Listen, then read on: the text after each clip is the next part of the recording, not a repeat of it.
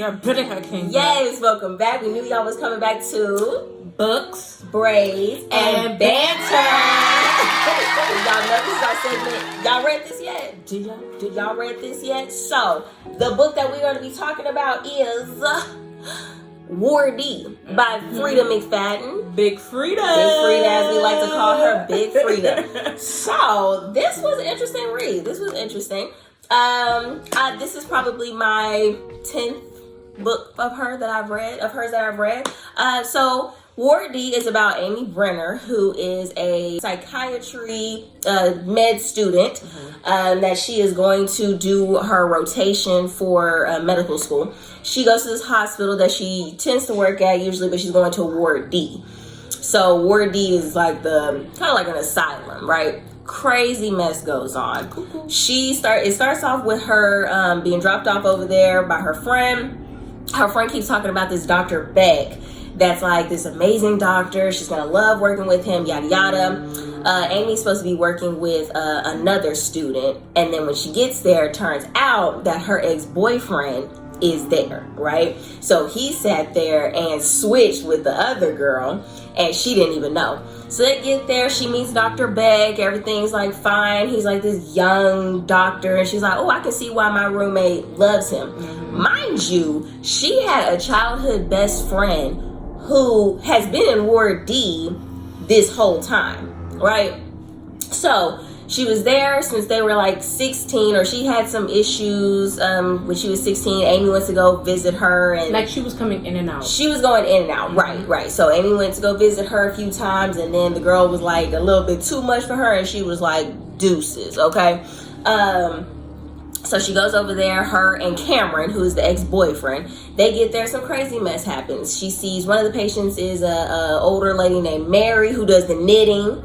Now, look, that one right there, I was like, okay, I don't know how long we're going to stay up in here, but I'm ready to go, okay? Another one was Miguel, who kept saying that God was his father and he needed to leave. He was ready to get the code. He was ready to go. Another one was Spider Dan. He thought that he was able to pee through his fingers by shooting webs, and he was trying to be a superhero. Low-key, he was cute, though. He was cute. But, and I think that was pretty much all of them except for Jade, the best friend, who was there. Then there's a guy named Will Schoenfeld who shows up there as well. He's supposed to be known to have like schizophrenia. So he shows up there. Amy and Cameron try to go make their rounds and interview each patient and take notes and write down like what, I guess they're study notes for it so they can bring it back to the school. There's some different things that go on. Miguel gets in trouble by peeing on the outlets, and it makes the whole floor, like the electricity, go out.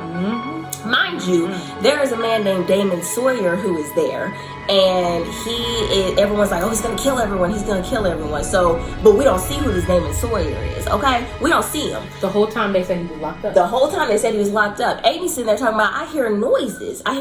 She's telling Dr. Beck. Dr. Beck's like, we're gonna see you in the morning. That right there was already red flag number 1.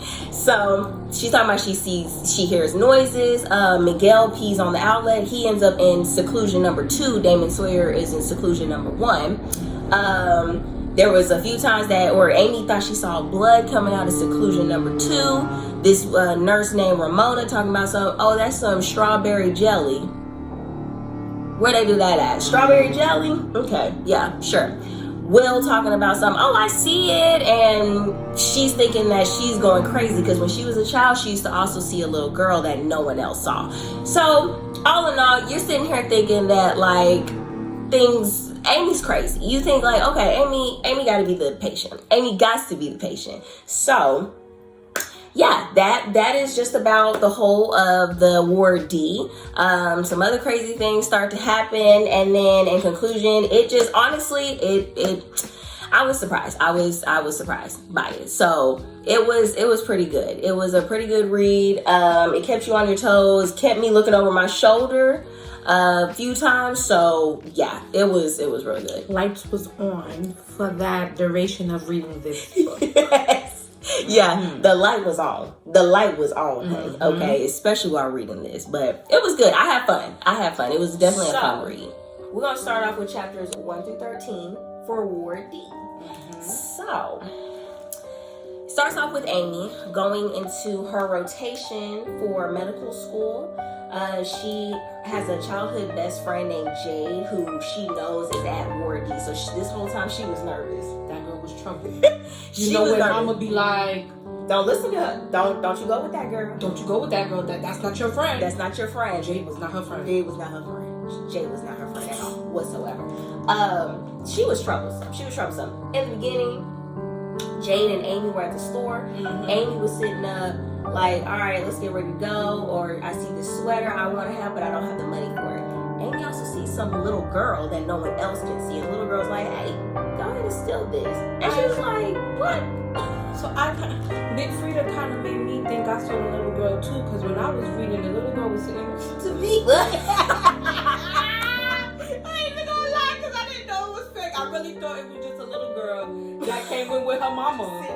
Right, me too. I know. And then when I realized she didn't see her, I was like, wait a minute, hold up. But then she could have been gone. Right. So I was just like, all right, little girl, go ahead and sit next to me while Yeah. So she sees little girl like twice in these chapters. Now the thing is with Freida, she writes a whole bunch of chapters. Like this book has like what, 56, 59 chapters? Yeah. Honestly, but the first 20 could have been 4 chapters. But I do like the way she does it because I don't like long chapters, so I'm cool with that. It's like a page or two the most. Right, exactly. So again, with chapter 1 through 13, she's going off to the Ward D to see, a few patients, do the case studies, and for school, and just finish that up.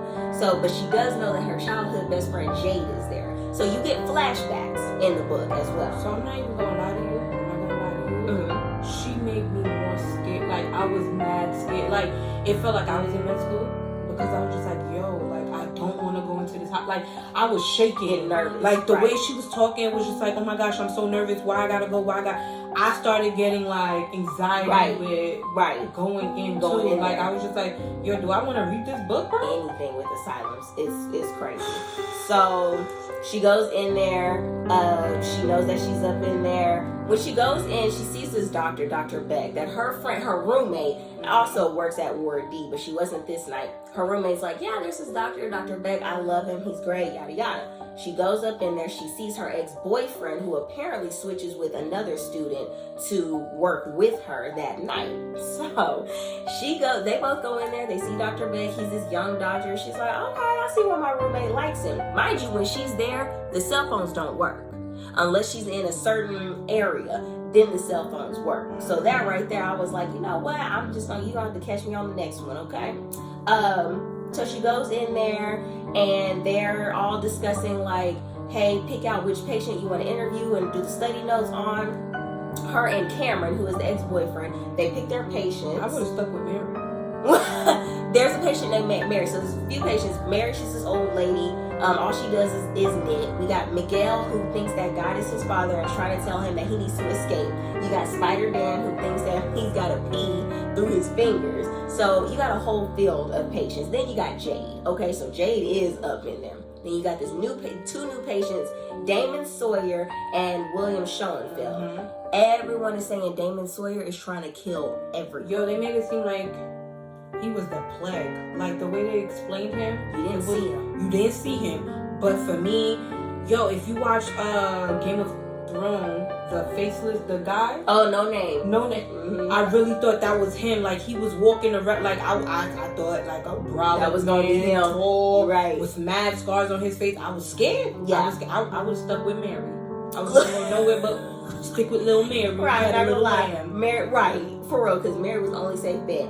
But that had us on edge. My thought at this point was that Amy was actually going to be the patient. It was giving Shutter Island. That's what I thought. The whole time, I thought she was the patient. Yeah. I thought she was the patient. So I was just like, yo, am I the Lulu with her? Like, she taking us down with her. I didn't understand, but I was like, okay, I guess we're going to go on this little ride. We'll see. But, yeah, that part, those first few chapters, that was definitely having me look over my shoulder on that. So Cameron's been gone. Amy's like, hey, she tries to do the code ain't working. So she sits up and throws water. And she's like, hold on. didn't they say if somebody leaves, that's when she started to put two and two together. She's like, didn't they say when somebody leaves, the alarm goes off? She didn't hear nothing when at Cameron all. left. So now she's just getting, she's like, hold on, something is sus. Yeah, at this point, that's when she starts putting two and two together. And our girl reminds us, Jade, then she has a flashback where, so basically with Jade, she had told her mom, they came to a point where Jade had kidnapped their teacher because they had stole like a test. A test, yes. And the teacher was gonna tell and was just like, you know, and all Amy was thinking about was, damn, my life is over, is over, I'm not gonna be a doctor, you ruined my life. Right. Because Amy was trying to pume the doctor, like, now the doctor can't say nothing. So Amy decides to go tell her mama, and that's when Amy, you know, went to the Ward B for the first time, because her mom, you know, like... Jade. Yeah, Jade. Jade kidnapped the teacher because the teacher was going to tell on them for stealing the test. Jade kidnaps him, and then she goes up to Amy's house talking about, hey, I made everything better. And Amy's like, what you think? Mind you, Amy keeps drinking these peach iced teas, right? So she brings her little old peach iced tea and goes on this little car ride. They get to this house, and Amy's like, whose house this is? They walk up in there, it's the teacher. He is tied up. Jay done beat him to a pulp. Like, he is barely hanging on by a thread. So then Jay's like, oh, so we're going to kill him. Amy said, who? Who's we? Who's we? Who's we? Where they do that at? Over this? Nah. So Amy was low-key kind of thinking about it. She kind of was. But then she was like, nah, I'm good. She goes, runs home, tells her mom. And that's when Jay started going to the Ward D. Yep. So now Jade never forgave her. Right. Jade was just like, I'm gonna like, I'm gonna end you. Like, I'm gonna end you. I'm gonna end you. So it doesn't matter. Just know, I'm going to end you.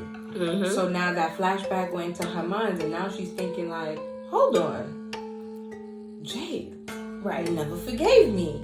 And girl, guys, look. So she like, you know what, look, I didn't hear that big old alarm when Cameron left. So she dumped some water on the outlet, because she's like, at this point, I think this is when Damon Sawyer escaped, because the lights had went out and these rooms were locked by like the electricity. Computers aren't working. They're saying the computers aren't working, the phones are barely working, all this stuff. She dumps water on the outlet. She almost out. Then she goes, because I didn't hear this alarm, let me go look for Cameron before the generator comes back.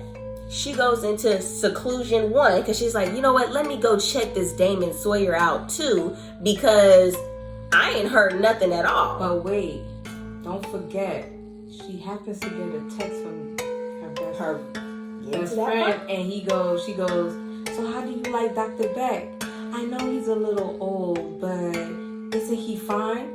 Like, at that point, I was just like, and he said, he looked like he's in his 30. You mean this fine 30-something-year-old man is old? Girl. Turns out that is clearly not Dr. Beck. Not at all. She goes into seclusion 1. All these bodies are up in that room. Get your bodies, get my bodies, all your bodies. I mean, that's what it was giving. All these bodies. Mary Had a Little Lamb was up in there. Cameron was up in there.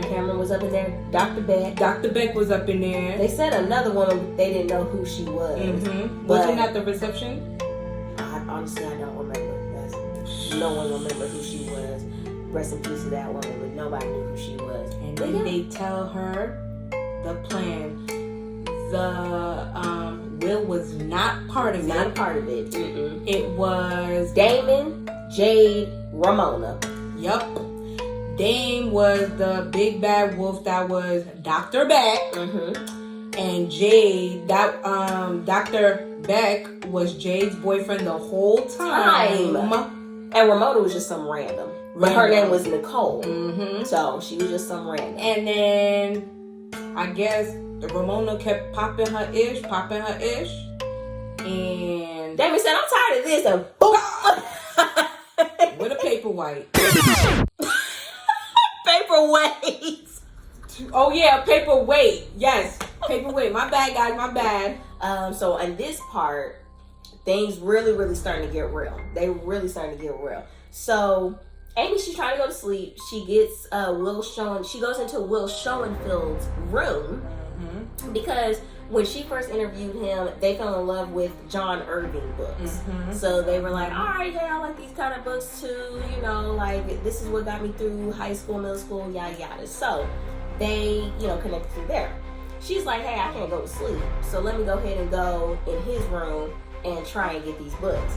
She go up in that room. He's in the bathroom. Just mind your business. Mind your business. Look. She goes up in his room, grabs one of the books. There's a hole in the book with medicine. Full of medicine. Yeah. I was just like, yo, what is going on? Yo, but then that's when I really truly believed she was poo-poo. Like, really? At that point? At that point, that's when I was just like, nah, this girl is not a doctor. Right. She's a patient. She's a patient. Yep. No, for real, because it really was giving Shutter Island vibes for me. It really was. Like, and if y'all ever seen Shutter Island, that's an old movie, but, I thought everybody saw it. But apparently not. Apparently not. So, my bad. That movie, that's what this book was giving me. It really was. It really was. So I thought she was going to end up being the patient. At the end, I was like, we're starting to see everything unravel. There was like little parts when we go back to Amy and Jade when they were teenagers, and it was like discussing Jade's mom's mental health, and just seeing how it connected with Jade and how it affected her in her childhood and all that. Because Jade's mama was... She was kind of what? I thought she was a crackhead. They were saying she was bipolar. Yeah, she was bipolar too. Right. But she was on some drugs too. Right. And that's where I felt like, okay, Amy just didn't have an adult figure. Right. Because I started feeling bad for Amy, kind of, sort of, because it was just like, damn, she don't got no mom. Her mom is basically a child. Right. Because remember, her mom kept blaming her, you taking my meds. Oh, Jade. Yeah. Mm-hmm. And then she didn't have a dad. So it was just like, Amy could be outside whenever she wanted. Right. Like, so she started parents. hanging out with the wrong, so I kind of sort of felt bad for Jade. Right. Yeah. No. Yeah. Kind of. Yeah. Just a little bit. Kind of just a little bit. But when they get back to the present, when they're doing the Ward D, when they're back in Ward D, she's still trying to go to sleep. I'm like, girl, look. I wasn't going to sleep. I'm not going to sleep. And I am not sleeping in no little ward. No, not at all whatsoever. I'm not trying to go to sleep, okay? I will be up. Look, if you need me to clean, need me to do something, cook, whatever, I got you. So when she tries to go to sleep, Spider Dan come up talking about, it was cute after the fact, barely, but he talking about something. Hey, I'm trying to save you because Damon Sawyer is getting out. I'm getting sick and tired of hearing about Damon Sawyer. Yo, because Miss Mary had a little lamb said, Damien's gonna kill you. Because you remember she gave her the needle. The knit. Well, that's at the end of, that's by about 40, chapter 40, yep. She gave her a little needle. So Mary had a little lamb, was just like, yo, watch your back. Right. And then everybody was just like, yo, he's trying to kill you. So I'm like, yo, for somebody that never met you before, right? You had to be in it. Like, I'm really believing. That's what I'm saying. I was like, you had to, like, they had to have some kind of connection. Because my thing is, who's this for? Because what you mean you trying to kill me? What did I do? What I do? I'm minding my business. What you sent me for? Like, what are we doing? So yeah, no, you're right. That's why I was like, why does Damon know her? Well, what are we doing? So yeah, also at this point, when Miguel was still at Ward Seclusion 2, Miguel was singing and all that stuff. He's silent. He is silent, and no funny for Carmen. I really believe that she was in the cuckoo house because Carmen, not the guy, Cameron. I really believe because when he went MIA, I was just like, maybe she made him up too. Yeah. So then that's when I was just like, all right, bye, little girl. Like, bye-bye. Like, now we had a whole man that was a figure. yeah, like I was just like, maybe that's a figure. Like she was just thinking about her ex-boyfriend. Right. Oh my gosh. It was too much. It was too much. It was too much. It was. Amy wanna go snitch on Will to Mr. Beck.